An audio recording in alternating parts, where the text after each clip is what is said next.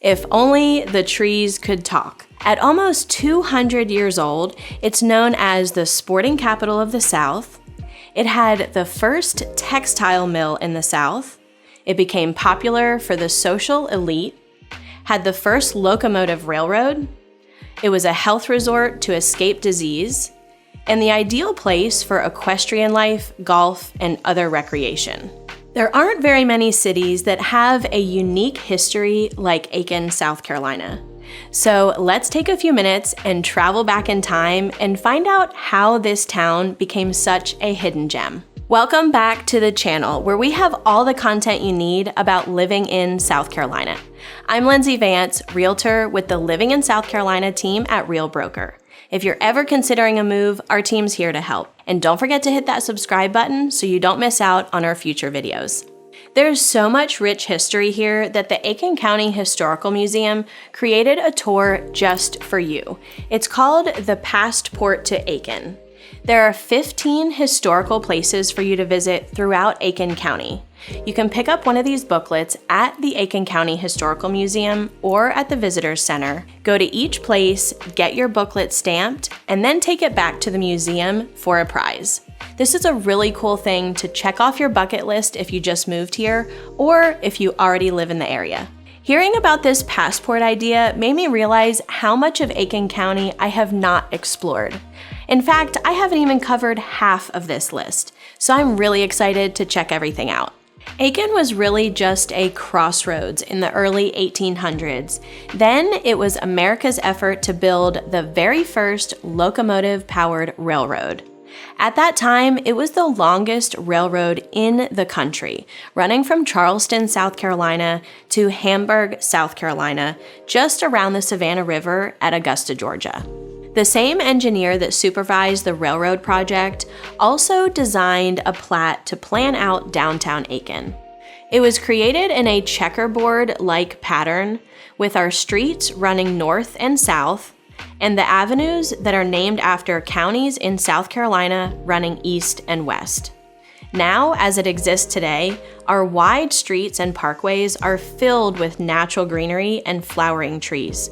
It's actually one of the most common things I hear when people are visiting the area is how much green space is in Aiken. There's much more to the history of Aiken County than just Aiken itself. In fact, the town of Graniteville has a ton of history. It was the first textile mill in the South, of course with a focus on cotton, but this brought a ton of other industries to the area. Another specialty is kaolin mining. Now, aside from where it all started, what about how it became a popular place to live?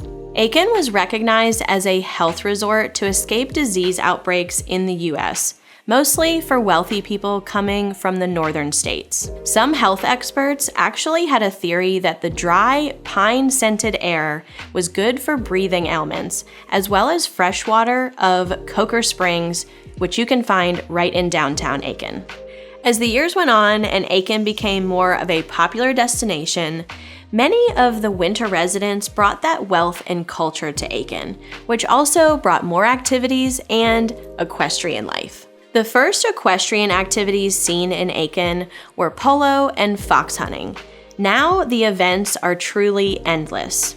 Today, polo is still played at Whitney Field, which is the longest consecutive period of play on one field in the United States.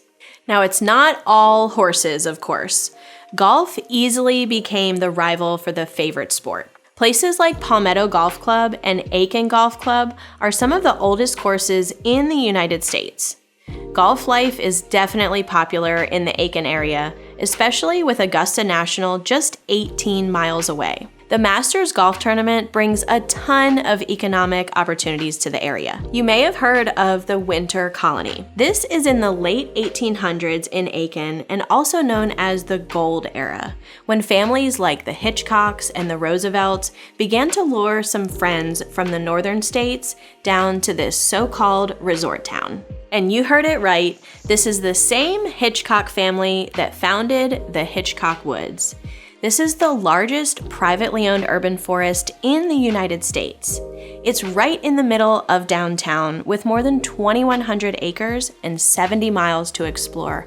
How awesome is that to have that gem right in downtown? Then, one of our biggest economic impacts happened in Aiken when the Savannah River site was built.